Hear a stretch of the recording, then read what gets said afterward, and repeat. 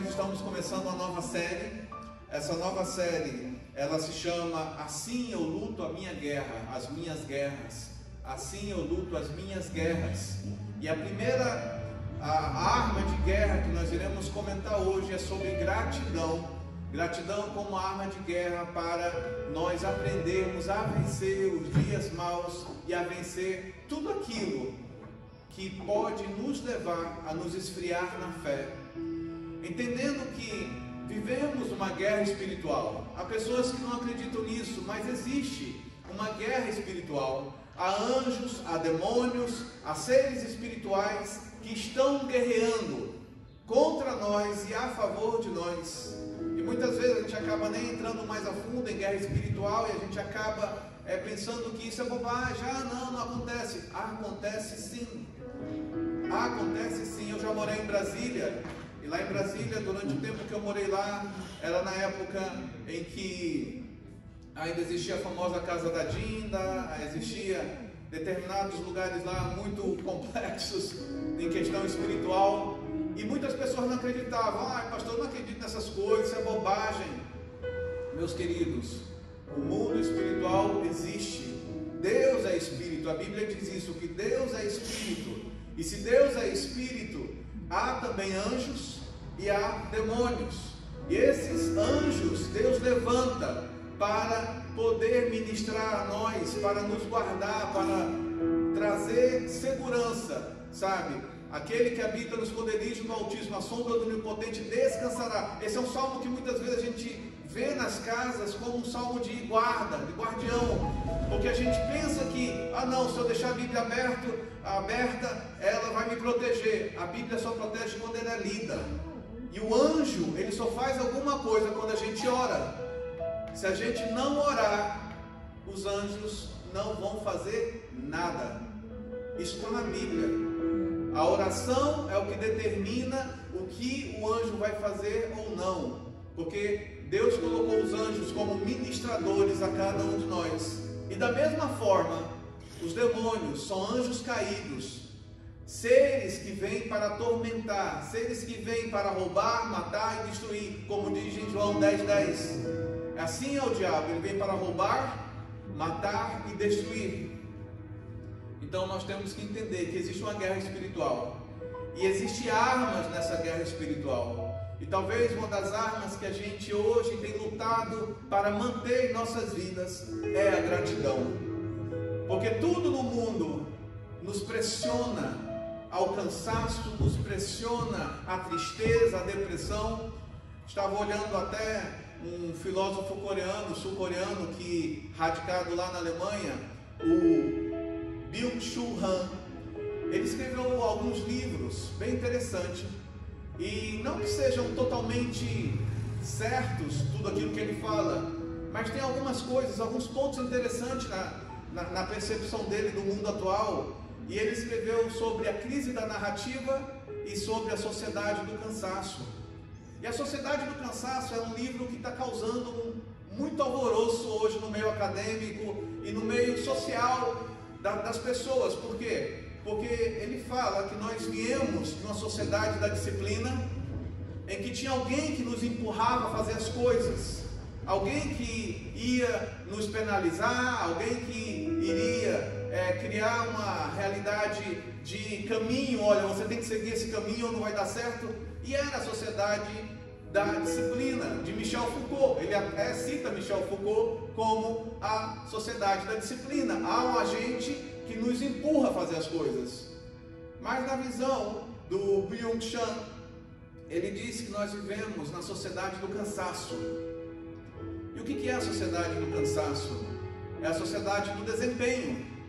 Hoje eu tenho que mostrar desempenho, produtividade, ou eu não me sinto bem, ou eu não sou enquadrado em nenhum lugar, ou eu não sou aceito em nenhum lugar. Eu tenho que mostrar serviço. E isso é bem interessante, porque se nós pegarmos a época dos nossos avós, quando você chegava, e aí você está descansando? Não, estou trabalhando. Porque ele se sentia envergonhado de dizer que estava descansando. Tinha que estar trabalhando o tempo todo. E ainda há pessoas que têm essa mentalidade: eu tenho que mostrar serviço, eu tenho que fazer não sei o quê. É aquela mentalidade dos nossos avós, porque era assim no pós-guerra. Mas o Byung-Chul, ele diz que nos dias de hoje, na sociedade de desempenho, nós voltamos a essa realidade. Nós temos que mostrar conteúdo, nós temos que mostrar atividade, nós temos que mostrar, sabe, que está sendo feita alguma coisa, porém com uma grande diferença: não há mais um chefe nos mandando, somos nós que queremos fazer isso por conta própria. E isso é muito interessante, porque ele diz que nós estamos nos aprisionando nessa sociedade do cansaço, querendo mostrar um desempenho que nos leva a dores emocionais e dores da alma, que tem que ser cuidado ou criado nomes para nos acalentar diante das circunstâncias. Aí ele diz assim: olha, nos dias de hoje a gente já está aprendendo a conviver com a depressão, com déficit de atenção, com a síndrome de hiperatividade, com a síndrome de pânico, com a ansiedade, com burnout, com exaustão, que é o burnout. E nós estamos nessa sociedade do desempenho, cada vez mais nos tornando uma fábrica de conteúdo para que os outros se alimentem de nós. E quando a gente não consegue criar conteúdo, desempenho, a gente começa a se frustrar, a gente começa a ficar triste, a gente começa a se cobrar, a gente começa a desanimar. E aí ele disse que hoje, para que haja essa sociedade do cansaço, tem que haver um grupo pregando positivismo. Você pode, você é capaz, vá lá que você vai conseguir. E esse positivismo, ele é um humanismo disfarçado, porque esse positivismo, ele vai te levar a pensar que você é capaz de tudo sem Deus. E hoje, quando você conversa com as pessoas estão estressadas, cansadas de tantas atividades, mas são atividades desorganizadas, são atividades que é mais para mostrar para o outro do que para realmente trazer um resultado planejado. E ele toca nesse assunto, é muito interessante o que o Byung-Chul fala. E assim, ele, apesar de ser sul-coreano, ele desenvolveu esse conceito como professor de artes na Alemanha, lá em Berlim. E ele fala assim: a sociedade de hoje, ela quer ver você atarefado. Ele quer ver você produzindo, ele quer ver você gerando conteúdo, ele quer ver você digital, porque o analógico não funciona mais. E a gente sabe que isso é uma mentira da sociedade, é uma mentira da cultura moderna, porque relacionamento, olho no olho, é analógico, não é digital. Ainda vale muito a pena. As pessoas querem se isolar, não querem mais estar juntas. E a Bíblia diz: não se deixe de congregar, não se deixe de estar junto. E aí a gente vê que os jovens estão ficando perdidos, cada vez mais isolados, cada vez mais sozinhos. Quantos idosos estão sozinhos? Quantas pessoas estão sozinhas? Porque nessa sociedade do cansaço, que quer o desempenho, somos forçados a estar sós e não estar com ninguém mais. E ele alerta sobre tudo isso. E isso está causando um alvoroço no meio secular, porque algumas pessoas dizem: olha, mas não é bem assim, porque realmente eu sou a minha empresa, eu sou o meu empresário, você é SA, você é limitada, você é tudo. Meus queridos, sem Deus, nós vamos correr atrás do vento, não importa o que façamos, porque sem Deus é enfado da alma, e tudo que a gente vê nas academias, nos estudos, nos livros, na cultura, no trabalho, tudo é algo excessivo para roubar o nosso tempo. E roubando o nosso tempo, nós não temos qualidade com a família, nós não temos qualidade com Deus, nós não temos qualidade conosco mesmo. Nos falta tempo. É por isso que a gente escuta muita gente dizendo: me falta tempo, o dia voa e eu não fiz nada, como eu estou frustrado porque mais um dia chegou ao fim e eu não consegui realizar tudo que eu tinha que realizar. E o nome disso é falta de prioridade, e o nome disso é falta de foco, e o nome disso é falta de planejamento. Pessoas estão pagando caríssimo para aprender a administrar agendas.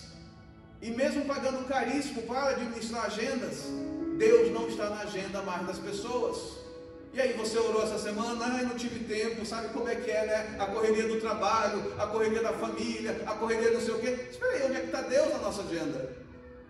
Parece que quanto mais educação temos, quanto mais estudo temos, quanto mais informação temos, menos a gente se organiza para fazer o que é importante. A gente fica somente naquilo que é urgente. E aquilo que é urgente é aquilo que é apagar incêndios. Somos bombeiros da vida, tentando apagar incêndios o tempo todo. E a maioria desses incêndios são consequências de decisões erradas nossas. Decisões erradas que tomamos, ou nos precipitamos, ou queremos provar o desempenho para alguém que a gente é capaz. E a pior forma de prisão que existe é a pessoa que vive às margens da opinião do outro. Se você não fizer isso, você não é um empreendedor. Se você não fizer isso, você não é assim. Se você não...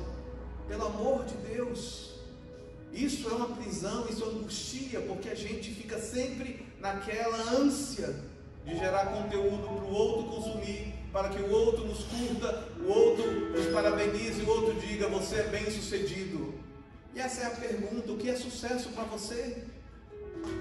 Por isso que, respondendo essa pergunta com o tema de hoje, sucesso para nós deveria ser, em primeiro lugar, buscar a Deus. Porque sem Deus a nossa vida é vazia. Não é o dinheiro que preenche, o dinheiro ajuda, mas ele não preenche a paz e o vazio que está na alma, que só Deus pode curar.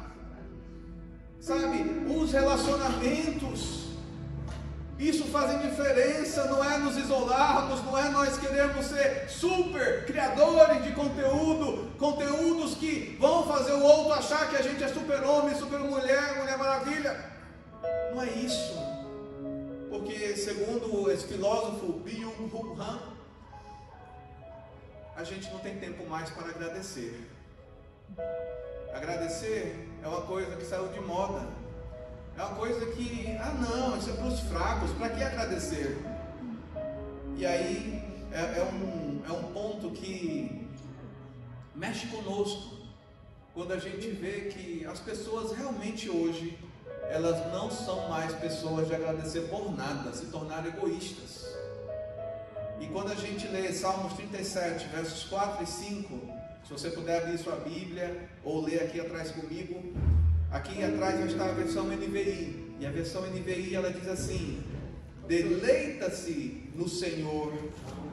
Salmos 37, verso 4 e 5. Salmos 37, 4 e 5.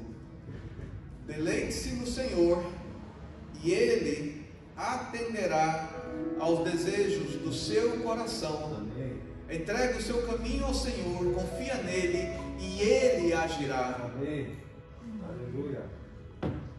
E a versão que eu uso é a ARA, Almeida Revista Atualizada, que diz assim: agrada-te do Senhor, e Ele satisfará os desejos do teu coração. Entrega o teu caminho ao Senhor, confia nele, e o mais Ele fará. Aleluia. Será que você pode dar uma glória a Deus? Glória a Deus. Talvez o nosso maior desafio para agradecer é a gente entender que se nós tivermos um desejo no nosso coração, desejo é sonho, uma ideia, um projeto, se houver coisas no nosso coração que geram esperança, Deus pode realizar através de nós. Deus pode realizar através de nós. A vida não é só pensar que você joga semente. Eu estava conversando isso um pouco antes com o Roberto. Não é você pensar que você tem uma semente, você joga e amanhã você já colhe. Quem gera isso é a sociedade do cansaço, a sociedade do desempenho, em que tudo é urgente, tudo é imediato, tudo é um fast food, tudo é aquela correria, e isso traz agonia, porque a gente sabe que as coisas não são assim. A gente acha que o mundo analógico morreu e hoje tudo é digital. Se eu pego uma semente digital, eu jogo no digital em segundos, milésimo de segundo, a inteligência artificial faz ele crescer. Mas na vida real não é assim. eu tenho que preparar a terra, eu tenho que arar a terra, eu tenho que adubar a terra, eu tenho que escolher a semente, eu tenho que plantar, e ao seu tempo a semente vai crescer. Por isso que muitos negócios, eles não prosperam, porque a gente acha que o negócio de plantar, de arar, de escolher a semente, de tomar decisão, é algo único. Mas para todo empreendedor, isso é para a vida toda. Isso é para todos os dias. E não é fácil. Não é fácil nós nos tornarmos adultos, não é fácil a gente nascer, não é fácil nada na nossa vida, não é fácil. Porque infelizmente nesse mundo há pecado, e a Bíblia diz que o salário do pecado é a morte, mas o dom gratuito de Deus é a vida eterna. Deus, Ele pode nos dar vida se nós olharmos para Ele. Por isso que a palavra diz: agrada-te do Senhor, e Ele satisfará o desejo do teu coração. Entrega o teu caminho ao Senhor, confia nele, e o mais Ele fará. Mas infelizmente, nessa sociedade de desempenho, a gente quer que Deus seja imediatista. Ah, Deus, cadê o conteúdo do dia, Senhor? O Senhor não fez o milagre do dia, não fez a bênção do dia. Senhor, está faltando coisa aqui, eu quero agora, manda agora, eu acabei de orar, o Senhor ainda não respondeu. Está desse jeito a vida. A urgência nossa está desse jeito, de pressionar Deus para ter coisas. E aí a gente acha que sucesso é ter coisas. Como eu meço o sucesso de alguém? Pelas coisas, pelo número de objetos que ele tem, quer seja um carro, quer seja uma casa, quer seja uma roupa, quer seja algum conteúdo. Desempenho. E isso tudo não gera paz. No final do dia, a gente pode ter inúmeras coisas, mas a gente vai estar vazio, porque realmente a verdadeira paz é quando a gente tem consistência naquilo que a gente está fazendo. E consistência, ela está relacionada com começo, meio e fim. Quantas coisas a gente começa, a gente até chega na metade, mas a gente não dá continuidade. E muitas vezes, quando a gente quer dar continuidade, a gente quer dar continuidade em coisas que já nos aconselharam a não ir adiante com aquilo, porque é teimosia, é obstinação, e a gente não ouve, e a gente não ora, e a gente não pede a direção de Deus. A gente só diz: não, eu vou continuar, porque eu sou um empreendedor, eu sou um executivo, eu sou capaz, eu tomo as decisões, no mundo digital eu faço, eu sou eu, S.A. Tome cuidado com a obstinação, porque é esse tipo de comportamento que nos faz se afastar de Deus, que nos faz se afastar da confiança de Deus e nos faz nos tornar pessoas ingratas. E quando a gente fala de gratidão, a gente olhando aqui no Salmos 37, gratidão, ela quer dizer o seguinte: é um sentimento ou reconhecimento de alguém por ter recebido ajuda, benefício ou apoio. É um estado emocional positivo, onde se aprecia e valoriza o que se tem ou o que foi feito por si. Ou seja, gratidão é reconhecer que nós não chegamos aqui sozinhos.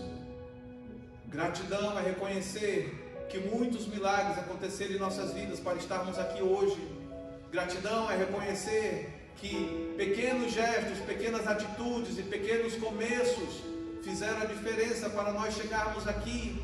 Mas muitas vezes é do ser humano, a gente tende a reclamar, a gente tende a murmurar, a gente tende a ignorar aquelas pessoas que nos ajudaram no passado. E a gente diz: ah, não, eu não quero saber, porque aquilo hoje não significa nada, eu estou na época digital, aquela época era analógica e era desse jeito. Pais ingratos geram filhos totalitários, ingratos. Hoje a maior reclamação de todos os pais é que os seus filhos estão indomáveis, não reconhecem nem o gesto de ajuda dos pais, de esforço dos pais, não reconhecem nada do que os pais fizeram. porque acham que aquilo foi obrigação deles. E essa geração da ingratidão é uma geração que está matando o potencial, está matando a capacidade, está matando o relacionamento humano. É onde você vai ver situações como eu vi essa semana, que eu fiquei assim chocado. Nos Estados Unidos, nessa semana, uma senhora deixou um cachorro dentro do carro e ela fez errado. Eu não estou defendendo ela, ela errou. Ela deixou o cachorro dentro do carro e aquele cachorro dentro do carro começou a desidratar. A polícia chegou, prendeu a mulher, libertou o cachorro e aquela mulher pegou 12 anos de cadeia por ter feito aquilo. Ela realmente estava errada.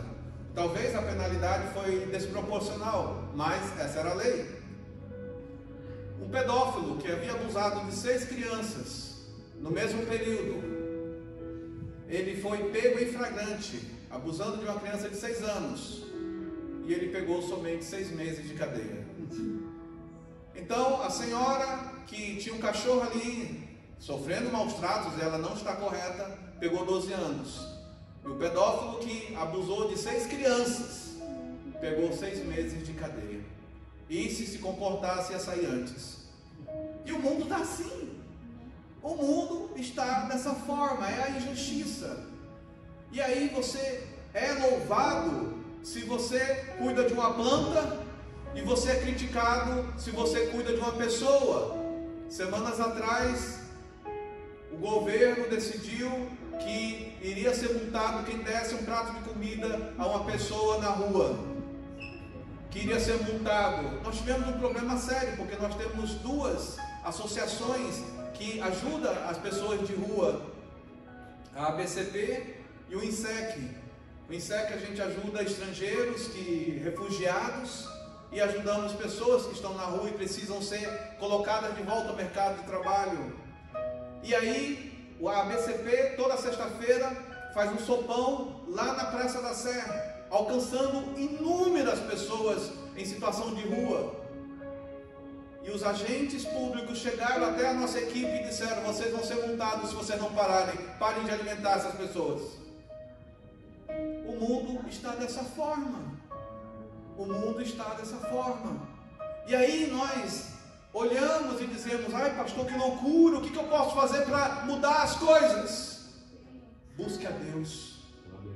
Busque a Deus, e aí sim as coisas vão mudar.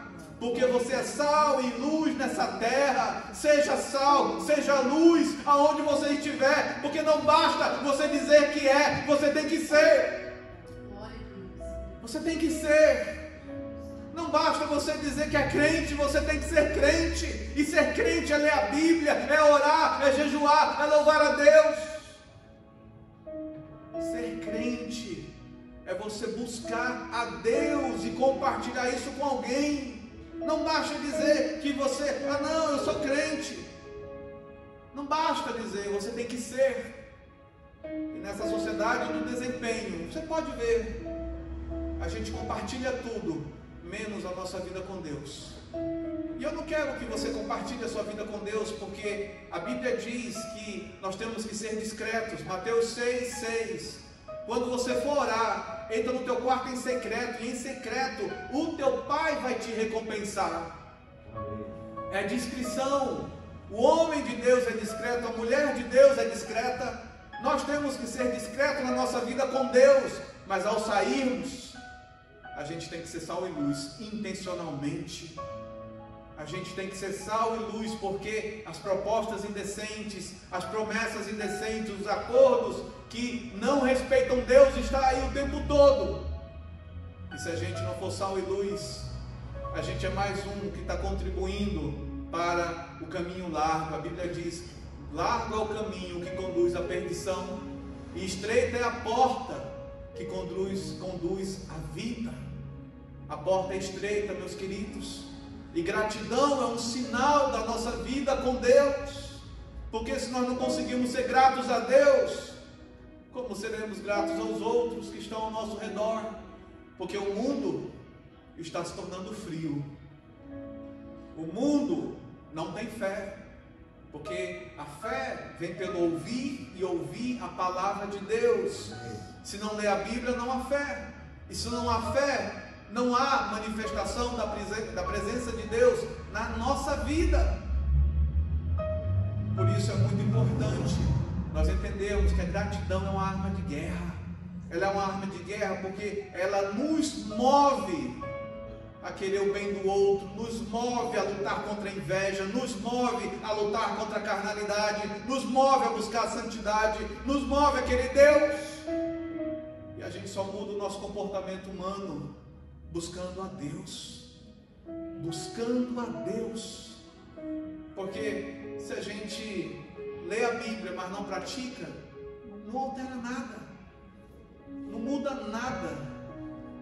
Deus, Ele está em cada palavra que Ele inspirou para que houvéssemos e tivéssemos a Bíblia.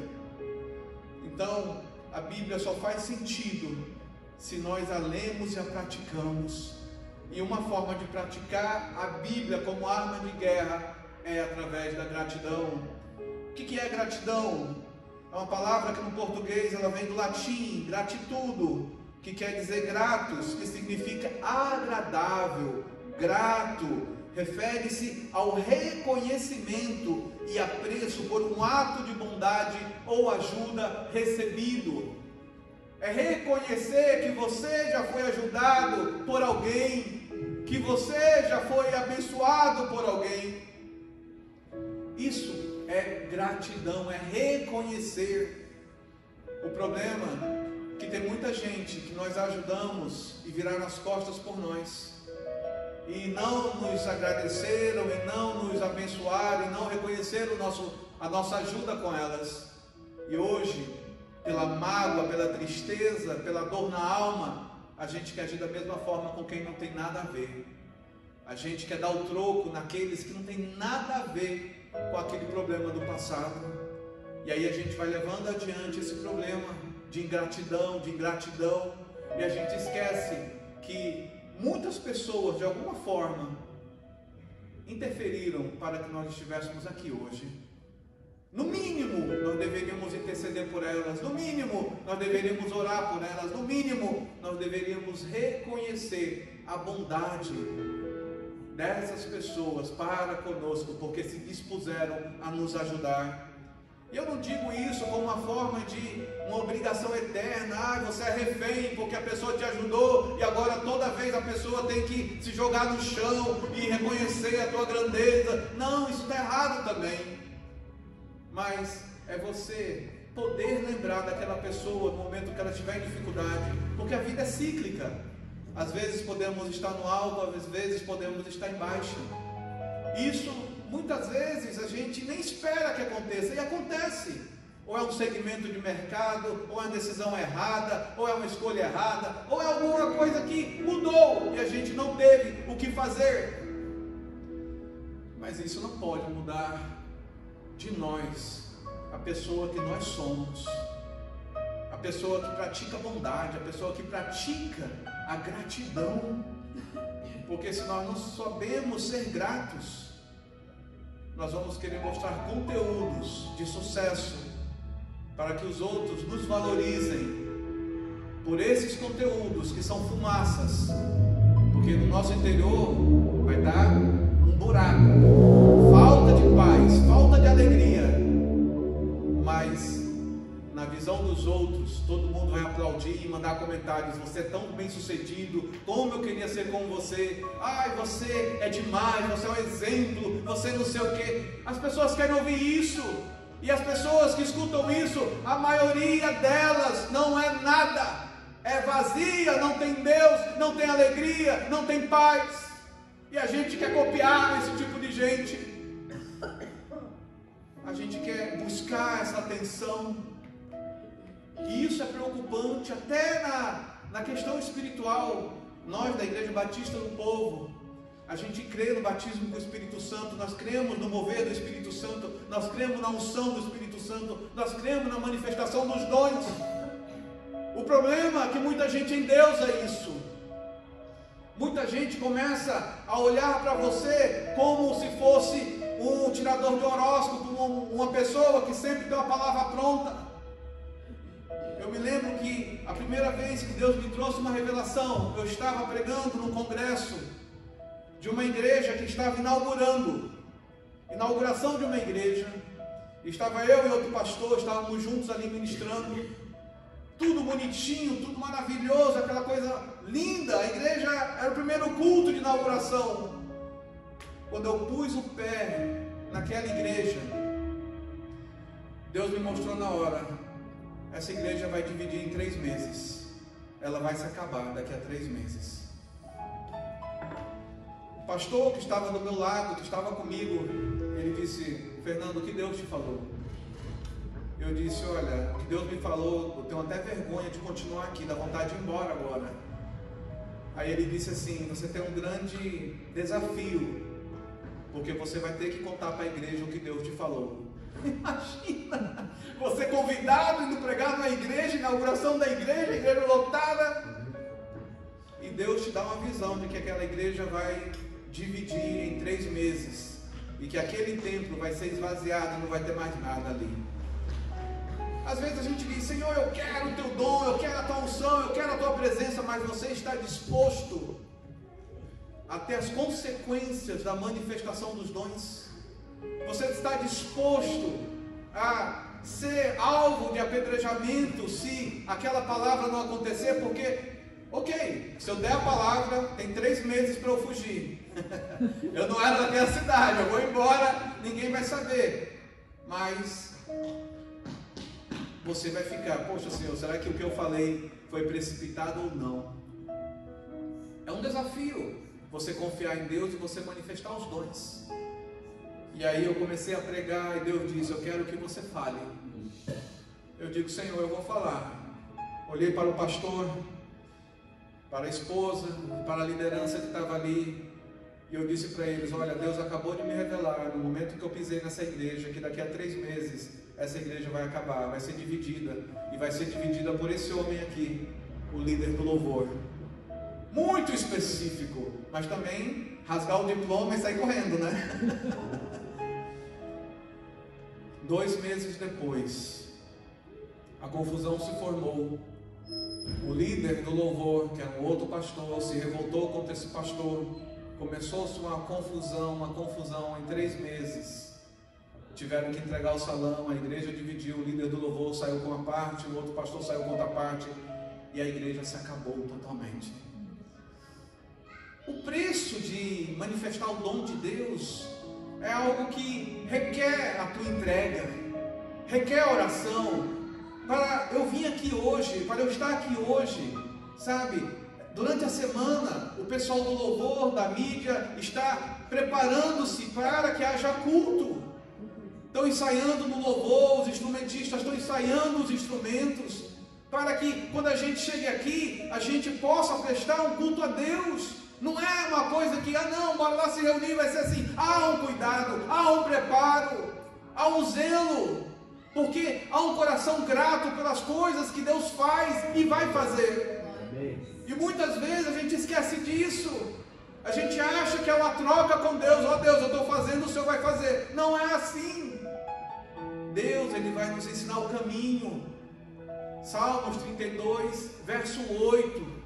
Anote esse versículo para você meditar depois, porque esses versículos geram fé, esses versículos, eles geram fundamentos para alicerçar a nossa vida e a tomada de decisão.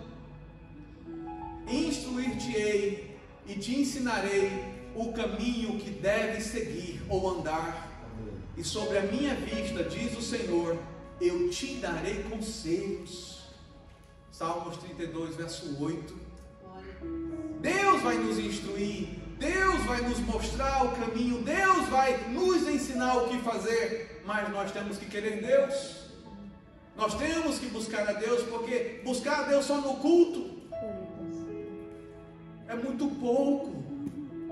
É muito pouco. A gente tem que ter uma vida devocional diária com Deus. Todos os dias nós temos que ler a Bíblia. Todos os dias nós temos que orar. Todos os dias nós temos que louvar a Deus. Porque todos os dias nós temos o desafio de continuarmos pessoas que amam ou não. E Deus é amor. E todo aquele que ama é nascido de Deus e conhece a Deus. Então, se você quer ser uma pessoa que ama, você tem que estar perto de Deus. Porque se nós não estivermos perto de Deus, a Bíblia diz lá em Mateus 24, que nos últimos dias até o amor vai se esfriar. E está esfriando, porque o mundo não conhece o amor, porque Deus é amor. Então somente vamos conhecer o amor se nós estivermos em intimidade com Deus. Isso é um desafio, isso é uma luta. E eu confesso que quando, meses depois, me ligaram dizendo: pastor, a palavra que o senhor deu aconteceu do jeito que o senhor falou. E a pessoa falou com alegria sobre essa palavra. E eu perguntei para ele: você não chorou? Você não se entristeceu? Porque é um momento de nós nos angustiarmos, de nós chorarmos, porque aconteceu essa tragédia. A igreja foi alertada, a igreja foi avisada, as pessoas foram orientadas sobre o que iria acontecer, mas elas não mudaram. E é assim que acontece muitas vezes conosco. Nós somos orientados, vem a palavra de Deus, vem a revelação de Deus, vem o dom de Deus, o Espírito Santo está nos incomodando, e a gente não muda. A gente quer pagar para ver se isso vai acontecer ou não. Até que ponto vamos viver uma vida dessa forma? É a vida da sociedade do cansaço. Ah, não tem problema que as pessoas não vejam assim, desde que eu esteja com várias curtidas, desde que eu esteja sendo visto como bem sucedido, desde que eu esteja sendo visto como uma pessoa que tirou foto com aquela pessoa, com aquela outra pessoa. Isso é aparência, isso é vão, isso é vaidade, isso corrompe o nosso coração. Até os dons espirituais nos corrompem, porque depois dessa palavra aumentaram os convites para eu pregar em vários lugares. E Deus disse para mim: não vá para vender profecia, vá, se você sentir paz, para pregar a minha palavra. Amém. E só a minha palavra. Amém. Podemos aprender sobre oratória e entonação de voz e fazer aquele tom de voz, podemos pular aqui na frente, podemos fazer inúmeras coisas, mas isso tudo é vaidade. O que muda a gente é a palavra. O que muda a gente é deixar o Espírito Santo nos encher, sermos cheios do Espírito Santo. A palavra do Senhor diz: não entristeçais o Espírito Santo de Deus. Para nós não entristecermos o Espírito Santo, porque quando a gente se enche do Espírito Santo, os dons se manifestam, a presença de Deus se manifesta, e através de uma oração, você vê que tem algo falando com você, através de um versículo, você vê que tem algo falando com você, através da palavra de Deus, Deus vai tocando e ajustando e corrigindo e mudando a nossa perspectiva. Porque eu conheço muita gente boa que infelizmente hoje não está nem na igreja, mas tem dons tremendos, dons maravilhosos, e que se perderam pela vaidade dos dons. Até isso pode ser um tropeço na nossa vida, se a gente não se submete a Deus. E eu falo isso não para que você se desmotive e não ponha para fora os seus dons, muito pelo contrário, mas para que cada um de nós possa entender que existe um custo da unção, existe um custo da manifestação dos dons, e existe um custo de se manter cheio do Espírito Santo. Existe um preço, existe uma luta, mas as nossas agendas do desempenho estão cada vez mais deixando Deus de lado e todas as outras atividades à tona. E aí a gente fica realmente numa grande dificuldade em relação à gratidão. Como eu vou agradecer a Deus se eu não tenho intimidade com Ele? Como eu posso agradecer as pessoas se nem a Deus eu agradeço? E eu estava vendo algumas definições de gratidão segundo algumas áreas de pesquisa. E olha que interessante, na psiquiatria, a gratidão é vista como uma emoção positiva que pode ter efeitos benéficos na saúde mental. Quando você é grato, a tua saúde mental é recuperada, ela é regenerada. Imagina gratidão a Deus, a tua espiritualidade afeta a tua emoção e afeta o teu corpo e você é curado. Quantos problemas na alma porque a gente é ingrato. Na psicologia, a definição de gratidão é uma emoção social que surge quando uma pessoa reconhece e aprecia os benefícios recebidos de outras pessoas. É uma emoção social. É algo que requer contato, que estar com os outros. Na sociologia, a gratidão é um fenômeno social que fortalece os laços comunitários e a coesão, a unificação social. Na filosofia, a gratidão é estudada como uma virtude ética. A ética são os princípios que governam o comportamento humano, diferenciando o certo do errado e o bom do mal, independente do impacto da cultura, porque a cultura já é a questão moral. Moral são as normas, preceitos e culturas que uma sociedade, grupo ou vizinhança tem. Ou seja, você pode ter ética, mas não pode ter moral. Ou você pode ter moral e não pode ter ética. Isso pode acontecer, dependendo da cultura que você tem. Um exemplo bíblico disso é que Jesus ele fala: amai a Deus sobre todas as coisas e ao próximo como a ti mesmo. Isso é um princípio moral. Aí quando a gente olha os 10 mandamentos, aquele é um princípio ético. Quando a gente olha os 10 mandamentos, isso é um princípio moral, porque depende da cultura, depende do contexto, depende das pessoas que estão ali. Aí os 10 mandamentos, eles se aplicam moralmente àquele grupo e aos grupos que acreditam naquilo.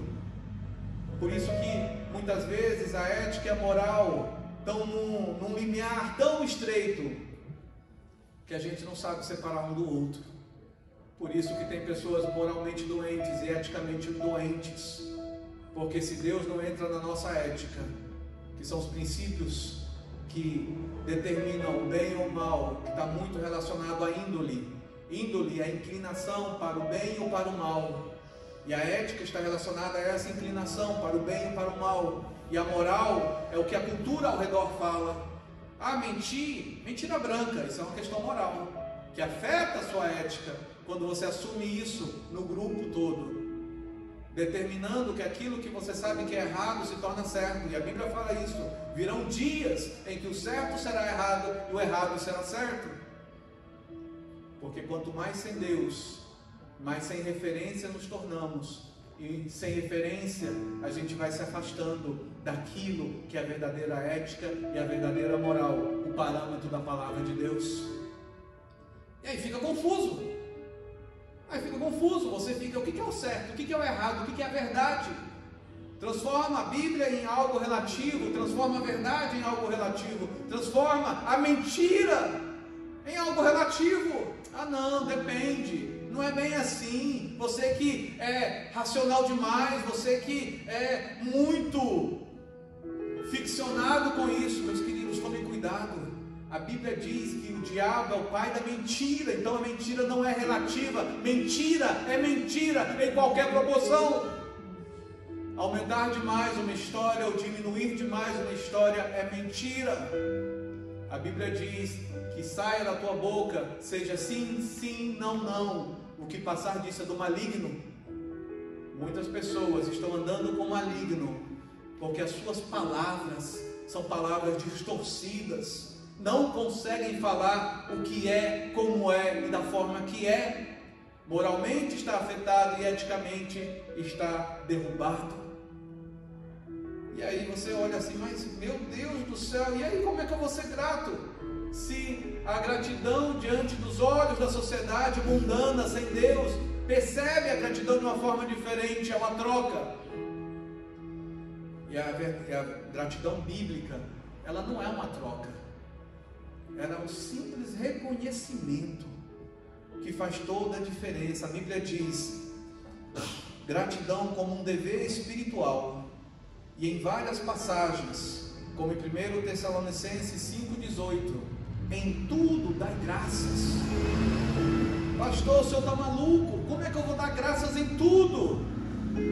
Como é que eu posso dar graças em tudo? Se você pega Romanos 8,28, é mais louco ainda esse versículo. Sabemos que todas as coisas cooperam para o bem daqueles que amam a Deus, que são chamados segundo o seu propósito. Pastor, como é que essa crise que eu estou vivendo coopera para o meu bem? Como? A palavra crise, ela quer dizer ruptura. A palavra crise, ela quer dizer sair de um momento e ir para um novo momento. Mas o novo nem sempre é algo bom, pode ser algo ruim. Toda ruptura dói.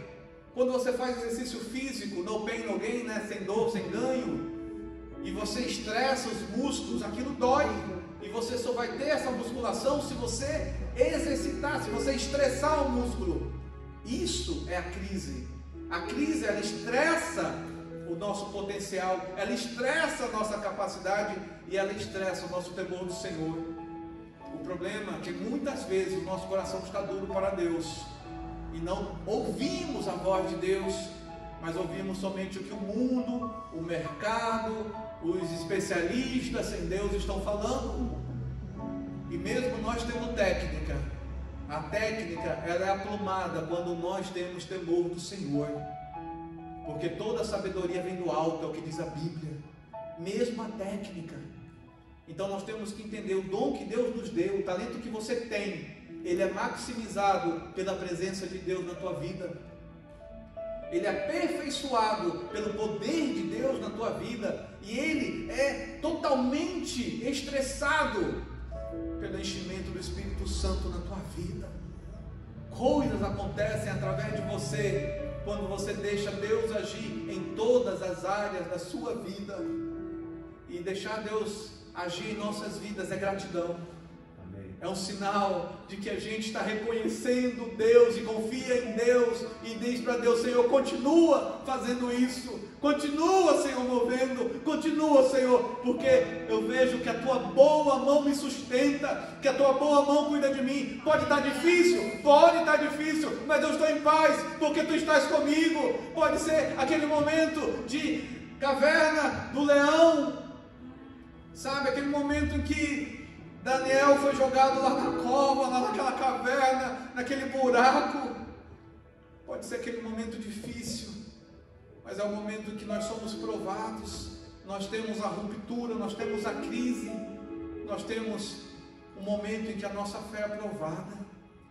E essa é a pergunta que eu quero fazer para cada um de nós. Se você for provado, qual será o resultado dessa provação na tua vida? Você se continuará mais forte com Deus, ou você vai se afastar de Deus porque você vai ser ingrato e dizer: Deus, eu não quero isso, dessa forma eu não quero te servir, eu só quero te servir quando tudo está bom, quando tudo está do jeito que eu quero, do jeito que eu peço, do jeito que eu oro, do jeito que eu sonho. E se o nosso desejo é esse, então nós estamos buscando a um Deus errado. Porque Deus, ele nunca vai fazer aquilo que é para nos enfraquecer. Guerra fraca gera soldados fracos. Guerras duras geram soldados duros. Nós só somos forjados diante de situações difíceis. No mundo do trabalho, você só paga um funcionário porque aquele funcionário ele foi contratado para resolver um problema.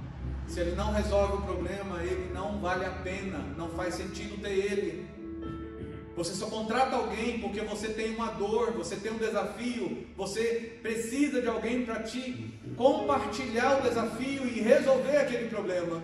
E aí você contrata alguém. Se você vê que aquela pessoa não está realizando aquela dom, aquela capacidade de solucionar aquele problema, então ela não vale mais.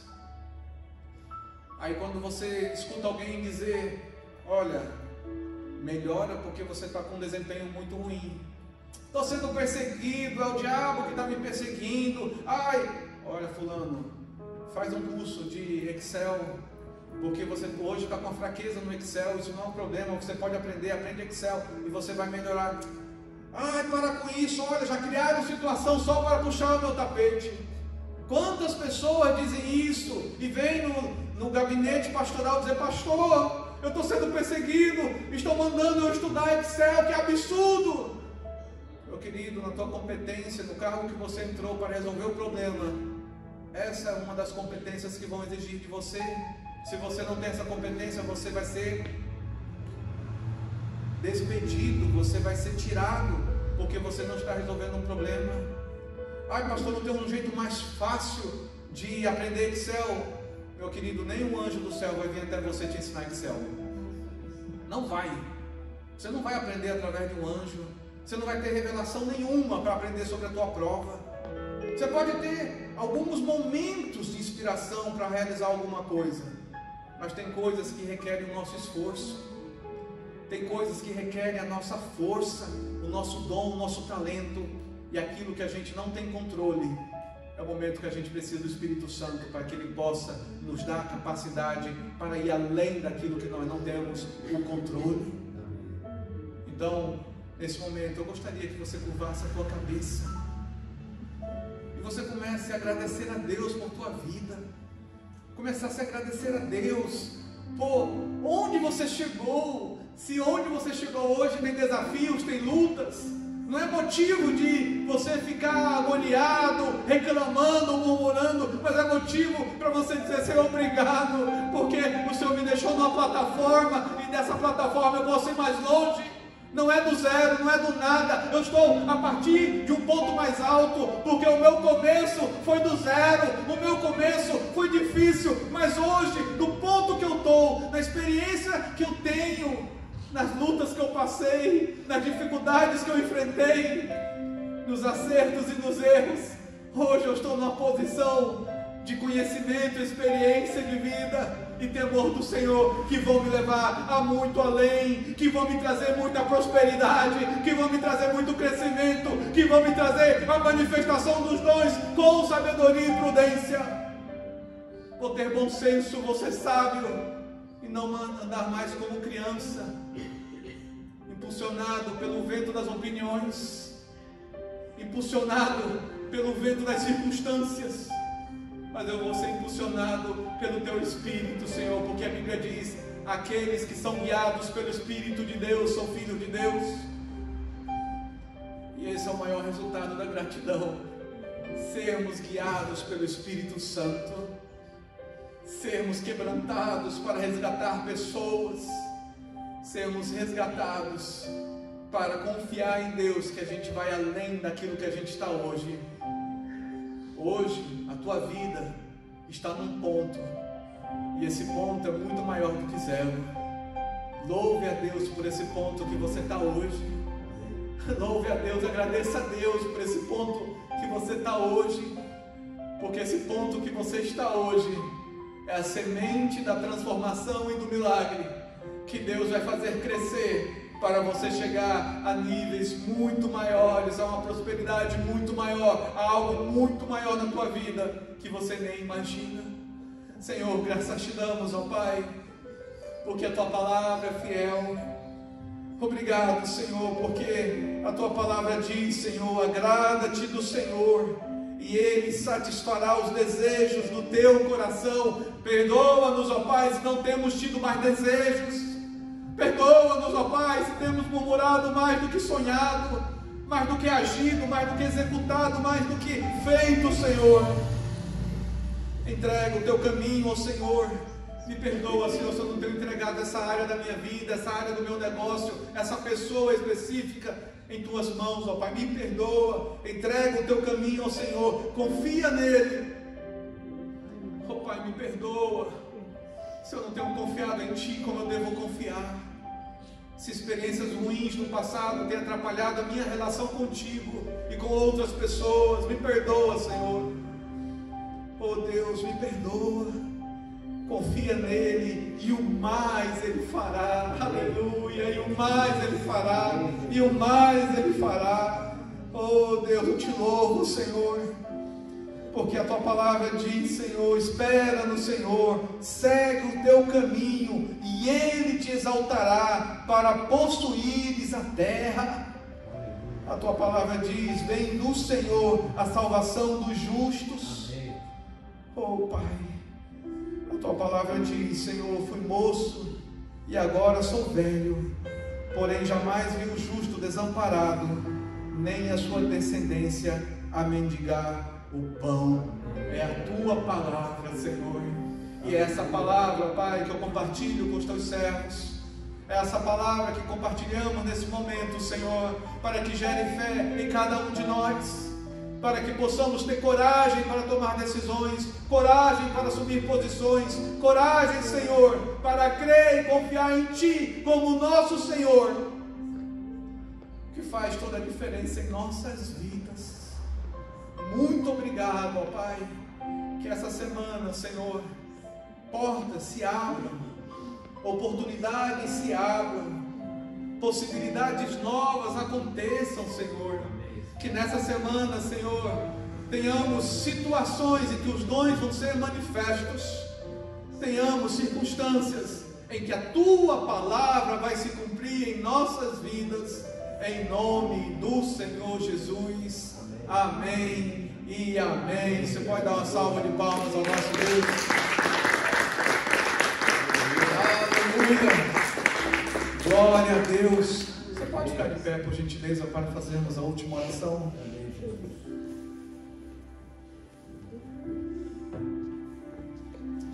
Senhor, graças te damos. Obrigado, Pai.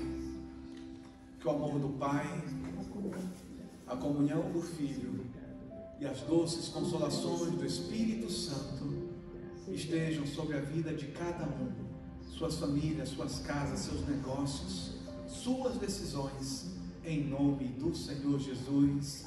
Amém e amém. Que você tenha uma semana abençoada, que você possa falar com alguém antes de sair. Fale com alguém. Sabe, nós não estamos sós, nós ainda estamos nesse contato olho no olho, e isso é igreja, isso é tudo de bom. Que Deus te abençoe.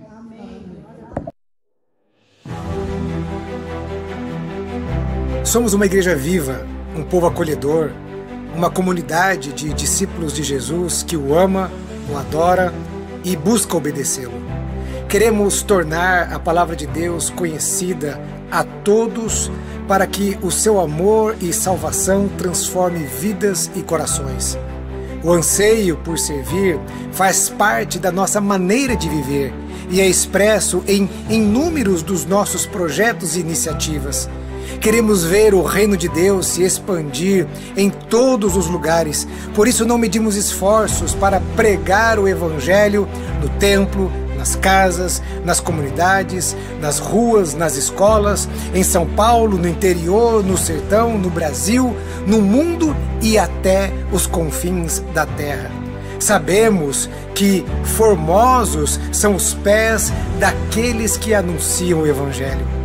Entendemos o quanto o amor de Deus se materializa suprindo as necessidades dos vulneráveis e dos necessitados. Portanto, colocamos nossos ministérios, talentos, dons e recursos para servir em projetos sociais nos mais diversos lugares.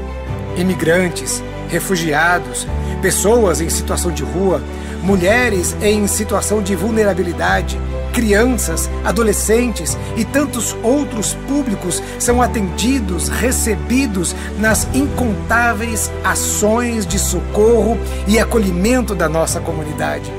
Vivemos para sermos sal e luz nesta terra.